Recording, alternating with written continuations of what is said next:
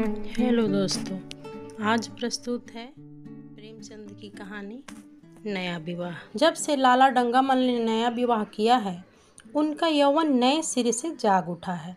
जब पहली स्त्री जीवित थी, तब वे घर में बहुत कम ही रहते थे। प्रातः 10 से 11 बजे तक तो पूजा पाठ ही करते थे, फिर भोजन करके दुकान चले जाते। वहाँ से 1 बजे रात तक लौटते और थके हारे सो जाते। यदि कभी लीला कहती, जरा और सवेरे आ जाया करो, तो बिगड़ जाते और कहते, तुम्हारे लिए क्या दुकान छोड़ दूं या रोजगार बंद कर दूं। यह वह जमाना नहीं कि 1 लोटा जल चढ़ाकर लक्ष्मी को प्रसन्न कर ली जाए। आज उनकी चौखट पर माथा रगड़ना पड़ता है। लीला बेचारी चुप हो जाती। अभी 6 महीने की ही बात है। लीला को ज्वर चढ़ा हुआ था। लाला जी दुकान को जाने लगे। तब उसने डरते डरते कहा, देखो ना, मेरा जी अच्छा नहीं है, जरा सवेरे आ जाना।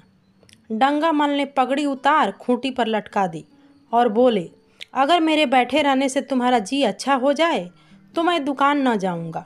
लीला हताश होकर बोली, मैं दुकान जाने को मना नहीं करती, केवल जरा सवेरे आने को कहती हूँ। तो क्या दुकान पर बैठा मौज किया करता हूँ। लीला इसका क्या जवाब देती।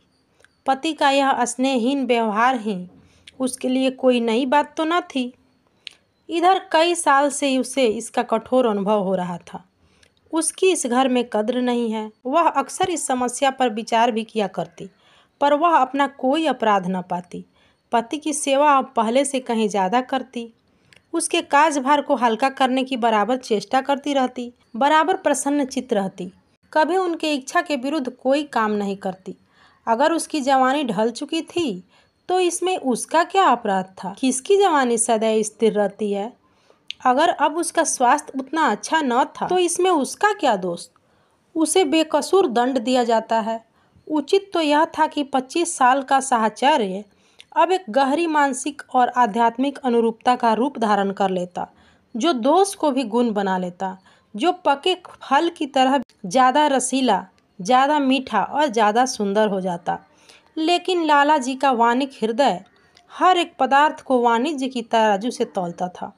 बूढ़ी गाय जब दूध न दे सकती थी, न बच्चे, तब उसके लिए गौशाला ही सबसे अच्छी जगह है। उनके विचार में लीला के लिए इतना ही काफ़ी था कि घर की मालकिन बने रहे, आराम से खाए और पड़ी रहे। उसे अख्तियार है, चाहे जितने जेवर बनवाए, चाहे जितना स्नान व पूजा करे, केवल उनसे दूर रहे। मानव प्रकृति की जटिलता का एक रहस्य था कि डंगामल जिस आनंद से लीला को वंचित रखना चाहते थे, जिसकी उनके लिए कोई ज़रूरत ही न समझते थे, खुद उसी के लिए सदैव प्रयत्न करते रहते थे।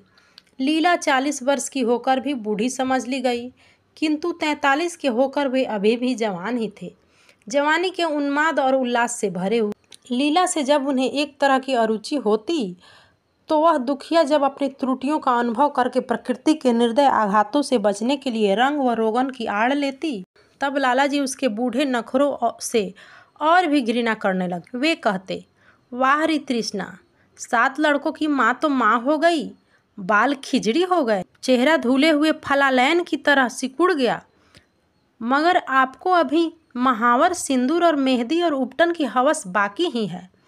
औरतों का स्वभाव भी कितना विचित्र है, न जाने क्यों बनाव श्रृंगार पर इतना ज़्यादा जान देती हैं।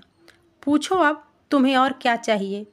क्यों नहीं मन को समझा लेती कि जवानी विदा हो गई और इन अपवादों से अब वापस नहीं बुलाया जा सकता। लेकिन वे खुद जवानी के सपने देखते रहते।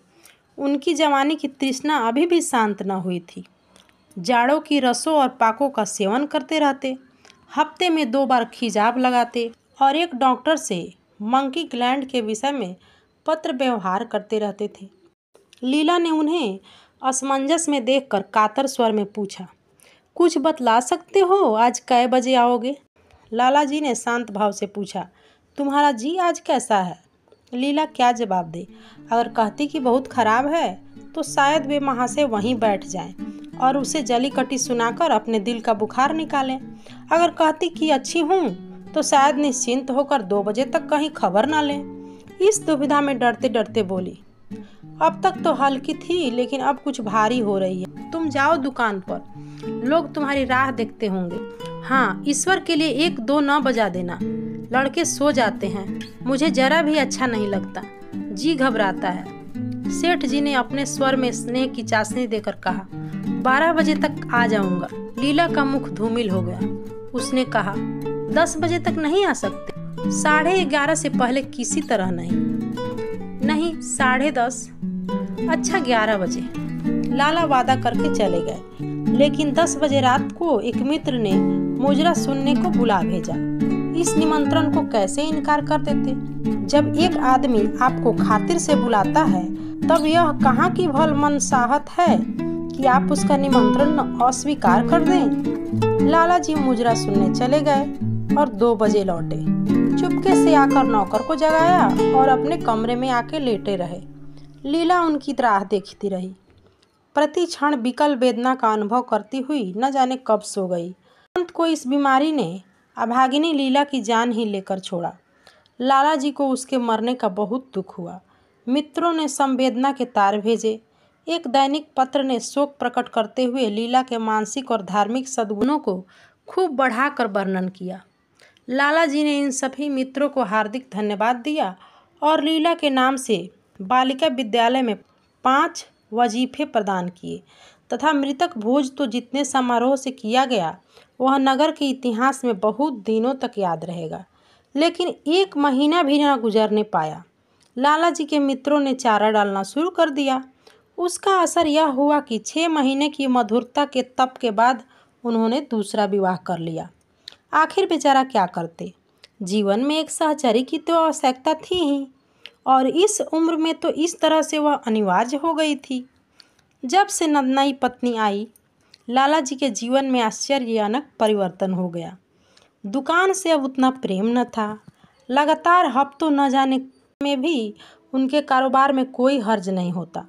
जीवन के उपभोग की जो शक्ति दिन दिन क्षीण हो जाती थी, अब वह छींटे पाकर सजीव हो गई थी। सूखा पेड़ हरा हो गया था, उसमें नई नई कोपलें फूटने लगी थी। मोटर नई आ गई थी। कमरे नए फर्नीचर से सजा दिए गए थे। नौकरों की संख्या भी बढ़ गई थी। रेडियो आ पहुंचा था और प्रतिदिन नए नए उपहार आते थे। लाला जी की बूढ़ी जवानी जवानों की जवानी से भी प्रखर हो गई थी। उसी तरह जैसे बिजली का प्रकाश चंद्रमा के प्रकाश से ज़्यादा स्वच्छ और मनोरंजक होता है। लाला जी को उनके मित्र और इस रूपांतरण पर बधाइयाँ देते। जब वे गर्व के साथ कहते, भाई हम तो हमेशा जवान रहे और जवान ही रहेंगे।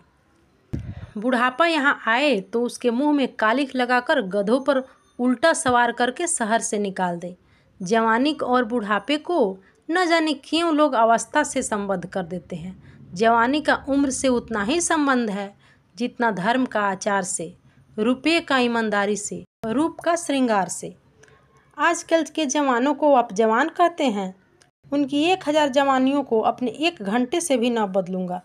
मालूम होता है उनकी ज़िंदगी में कोई उत्साह ही नहीं है, कोई शौक ही नहीं है। जीवन क्या है? गले में पड़ा हुआ एक ढोल है। यही शब्द घटा बढ़ाकर वे आशा के हृदय पटल पर अंकित करते रहते। उससे बराबर सिनेमा, थिएटर, दरिया की सैर के लिए आग्रह किया करते। लेकिन आशा को न जाने क्यों इन बातों में जरा भी रुचि न थी। आशा डोंगामल की दूसरी पत्नी थी। वह जाती तो थी, मगर बहुत टाल टूल करने के बाद एक दिन लाला जी ने आकर कहा, चलो आज बजरे पर दरिया की सैर करें। वर्षा के दिन थे। दरिया चढ़ा हुआ था। मेघमालाएं अंतर्राष्ट्रीय सेनाओं की भांति रंग बिरंगी वर्दियां पहने आकाश में कवायद कर रही थी। सड़क पर लोग मल्लार और बारहमासा गाते चलते थे। बागों में झूले पड़ गए थे। आशा ने बेदिली से कहा, मेरा तो जी नहीं चाहता। लाला जी ने मृदु प्रेरणा के साथ कहा, तुम्हारा मन कैसा है जो आमोद प्रमोद की ओर आकर्षित नहीं होता? चलो जरा दरिया की सैर देखो। सच कहता हूँ, बजरे पर बड़ी बहार है। आप जाएं, मुझे कई और काम करने हैं। काम करने को आदमी तो है ही, तुम क्यों काम करोगी? महाराज अच्छे सालन नहीं पकाता। आप खाने बैठोगे तो यूं ही उठ जाओगे। आशा ने अपने अवकाश का एक बड़ा भाग लाला जी के लिए तरह तरह का भोजन पकाने में ही लगाती थी। उसने किसी से सुन रखा था कि एक विशेष अवस्था के बाद पुरुष के जीवन का सबसे बड़ा सुख रसना का स्वाद ही रह जाता है। लाला जी की आत्मा खिल उठी। उन्होंने सोचा कि आशा को उनसे कितना प्रेम है। वह दरिया की सैर को उनकी सेवा के लिए छोड़ रही है। एक लीला थी कि मान न मान और चलने को तैयार हो जाती थी। पीछा छुड़ाना पड़ता था, खामखा सिर पर सवार हो जाती थी, सारा मज़ा किरकिरा कर देती थी। स्नेह भरे उलाहने से बोले, तुम्हारा मन भी विचित्र है। अगर एक दिन सालन फीका ही रह गया तो ऐसा क्या तूफान आ जाएगा। तुम तो मुझे बिल्कुल निकम्मा बनाए देती हो। अगर तुम न चलोगी तो मैं भी न जाऊंगा। आशा ने जैसे गले से फंदा छुड़ाते हुए कहा, आप भी तो मुझे इधर उधर घुमाकर मेरा मिजाज खराब कर देते हैं।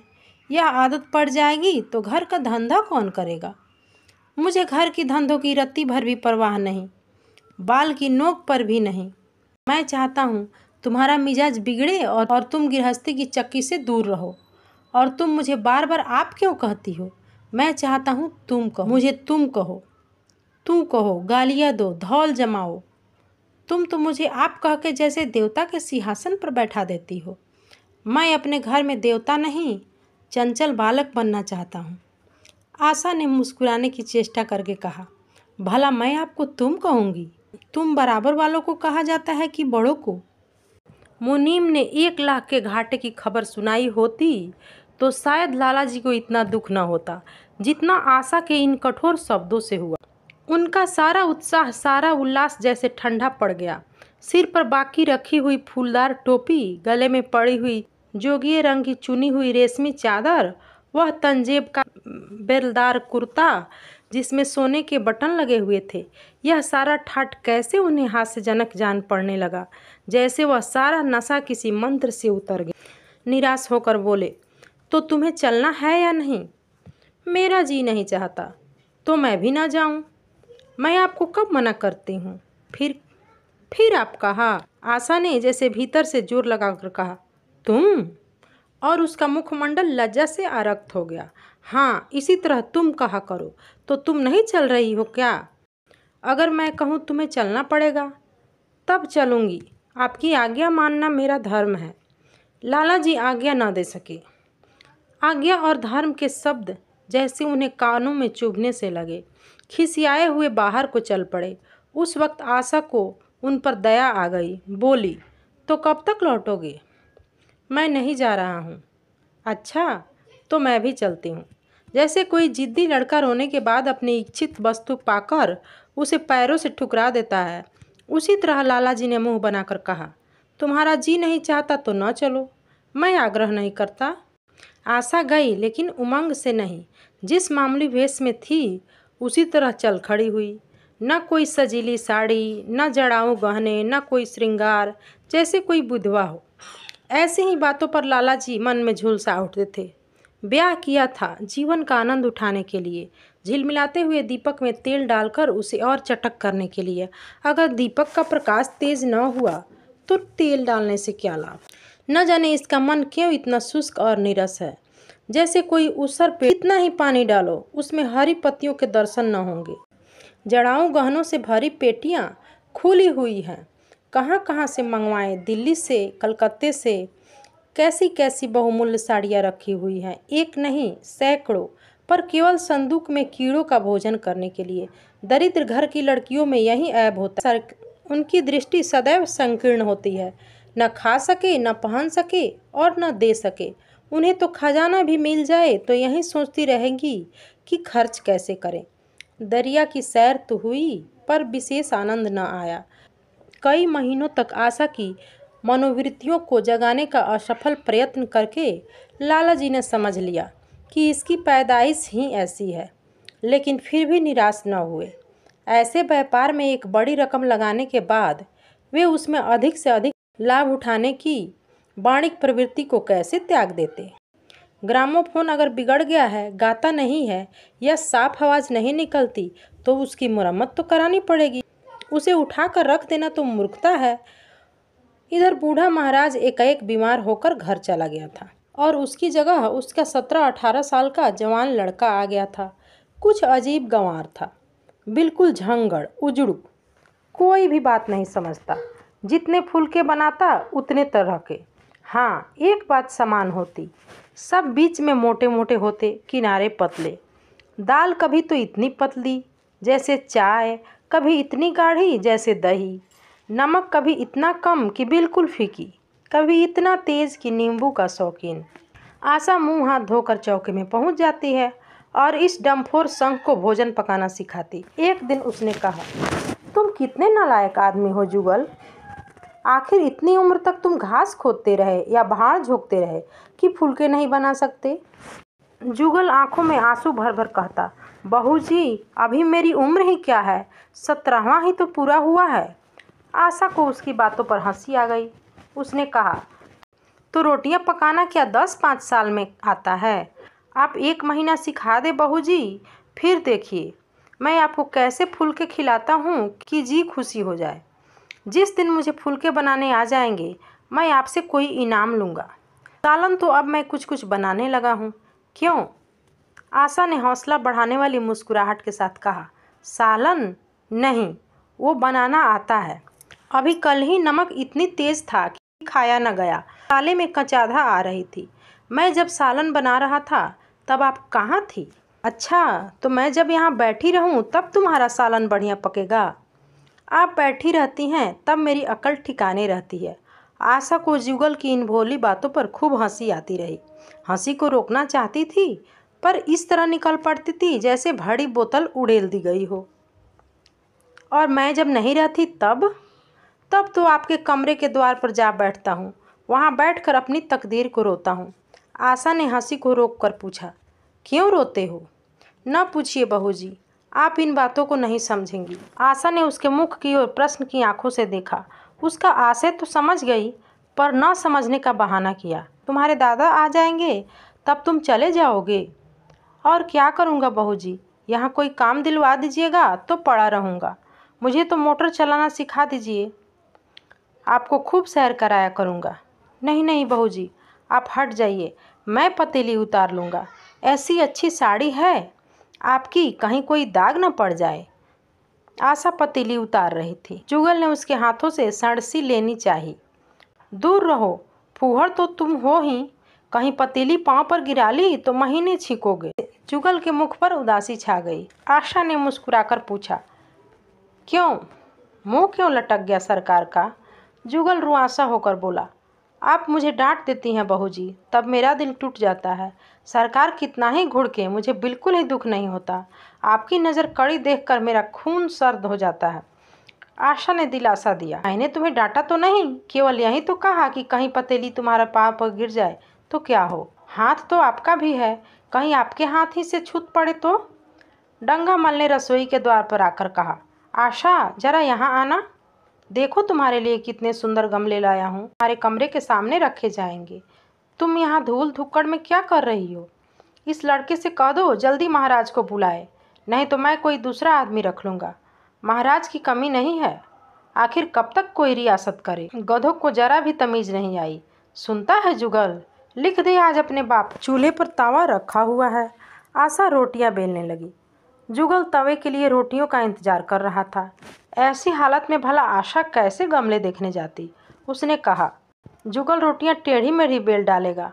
लाला जी ने चिढ़कर कहा, अगर रोटियां टेढ़ी मेढ़ी बेलेगा तो निकाल दिया जाएगा।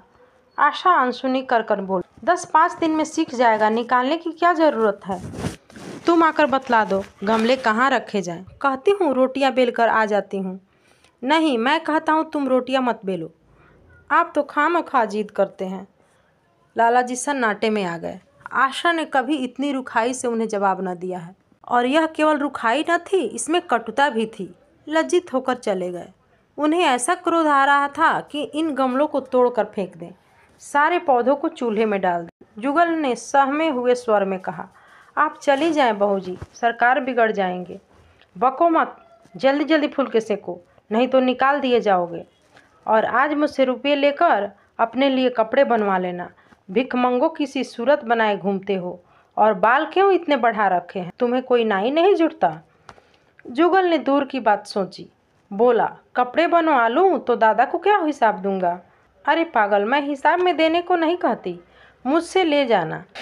जुगल काहिलपन की हंसी हंसा, आप बनवाएंगी तो अच्छे कपड़े लूँगा, खद्दर के मलमल का कुर्ता, खद्दर की धोती, रेशमी चादर और अच्छा सा चप्पल। आशा ने मीठी मुस्कान के साथ कहा, और अपने दाम से बनवाने पड़े तो? तब कपड़े ही क्यों बनवाऊंगा।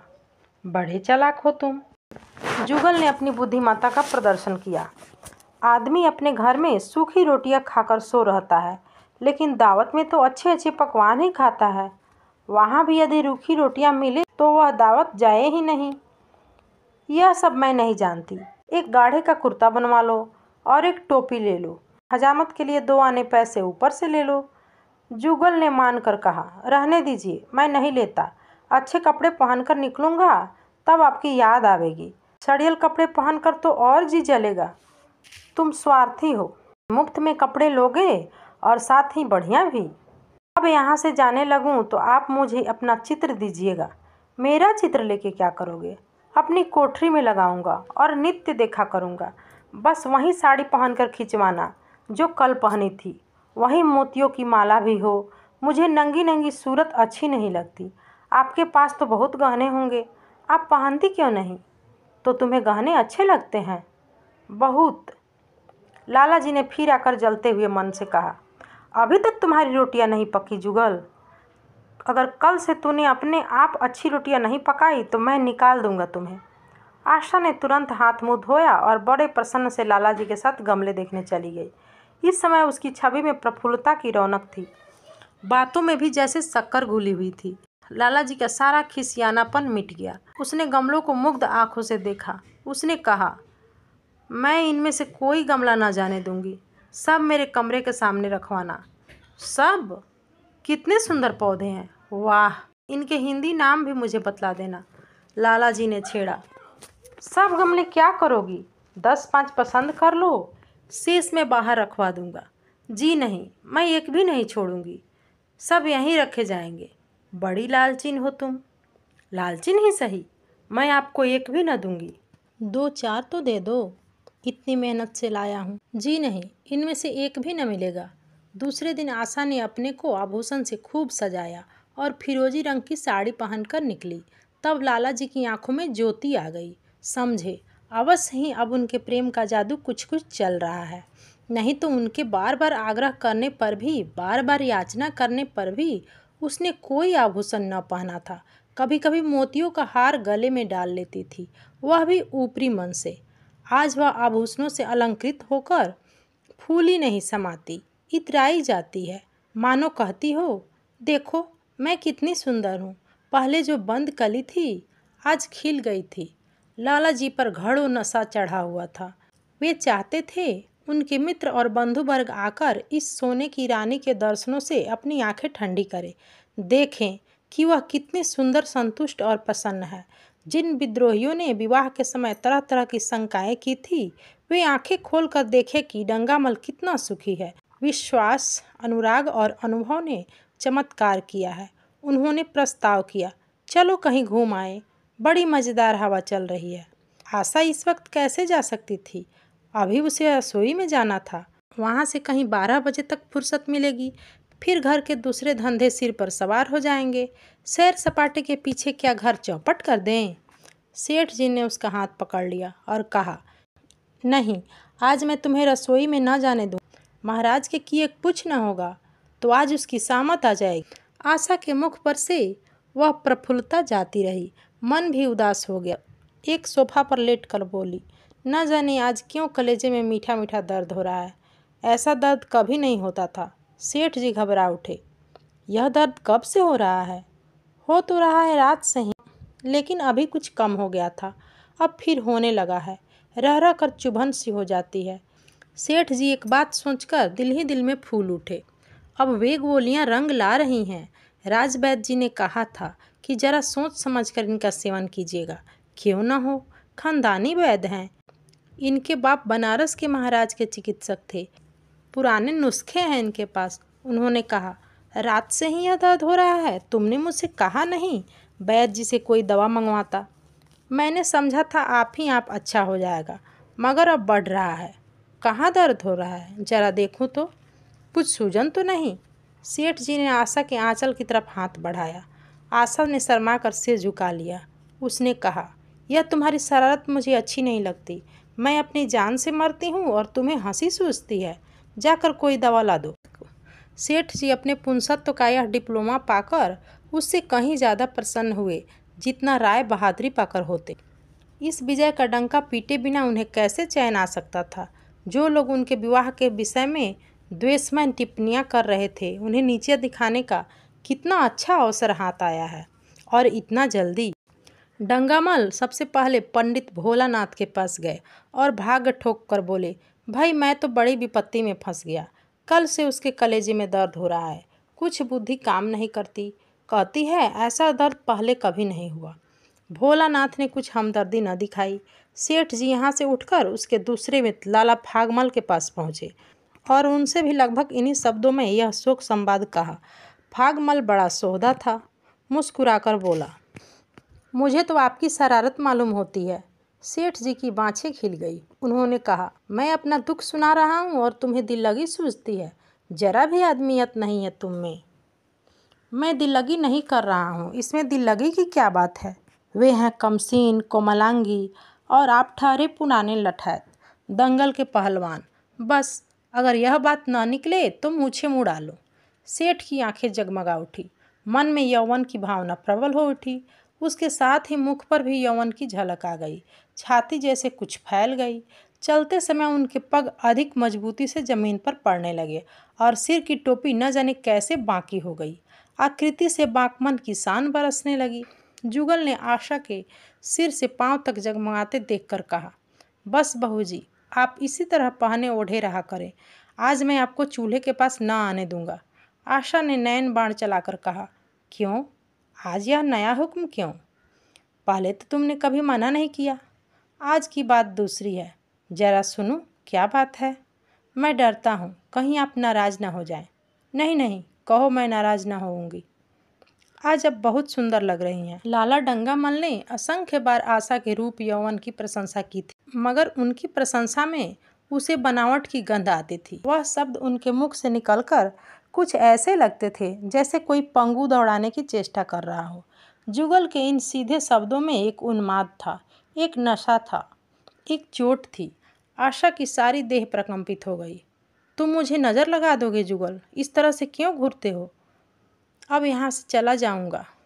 जब यहाँ से चला जाऊँगा तब आपकी बहुत याद आएगी। रसोई पकाकर तुम सारे दिन क्या करते हो? दिखाई नहीं देते। सरकार रहते हैं इसलिए नहीं आता। फिर अब तो मुझे जवाब मिल रहा है। देखिए भगवान कहाँ ले जाते हैं। आशा की मुख मुद्रा कठोर हो गई। उसने कहा, तुम्हें कौन जवाब देता है? सरकार ही तो कहते हैं तुझे निकाल दूंगा। अपना काम किए जाओ, कोई नहीं निकालेगा। अब तो तुम फुलके भी अच्छे बनाने लगे। लेकिन सरकार तो बड़े गुस्सेवर हैं। 2-4 दिन में उनका मिजाज ठीक किए देती हूँ। आपके साथ चलते हैं तो आपके बाप जैसे लगते हैं। तुम बड़े मुँह फट हो। खबरदार, जबान संभाल कर बात किया करो। किंतु अप्रसन्नता का यह छीना आवरण उनके मनोरहस्य को न छिपा सका। वह प्रकाश की भांति उसके अंदर से निकला पड़ता था। जुगल ने फिर उसी निर्भीकता से कहा, मेरा मुंह कोई बंद कर ले। यहाँ यूं ही सभी कहते हैं। मेरा ब्याह कोई 50 की बुढ़िया से कर दे तो मैं तो घर छोड़कर भाग जाऊं, या खुद जहर खा लो, या उसे जहर देकर मार डालो। फांसी ही तो होगी। आशा उस कृत्रिम क्रोध को कायम न कर सकी। जुगल ने उसकी हृदय वीणा के तारों पर मिजराब की ऐसी चोट मारी कि उसके बहुत जब्त करने पर भी मन की व्यथा बाहर निकल आई। उसने कहा, भाग्य भी तो कोई वस्तु है। ऐसा भाग्य जाए भाड़ में। तुम्हारा ब्याह किसी बुढ़िया से ही करूँगी, देख लेना। तो मैं भी जहर खा लूँगा, देख लीजिएगा। क्यों, बुढ़िया तुम्हें जवान स्त्री से ज़्यादा प्यार करेगी ना, ज़्यादा सेवा करेगी, तुम्हें सीधे रास्ते पर रखेगी। यह सब माँ का काम है। बीवी जिस काम के लिए है उसी काम के लिए है। आखिर बीवी किस काम के लिए है? तभी मोटर की आवाज़ आई। न जाने कैसे आशा के सिर का आंचल खिसक कर कंधों पर आ गया। उसने जल्दी से आंचल खींचकर सिर पर कर लिया और यह कहती हुई कमरे की ओर लपकी कि लाला भोजन करके चले जाएं, तब आना। अभी आप सुन रहे थे प्रेमचंद्र की लिखी कहानी नया विवाह। ये कहानी कैसी लगी ज़रूर से बताइएगा। धन्यवाद।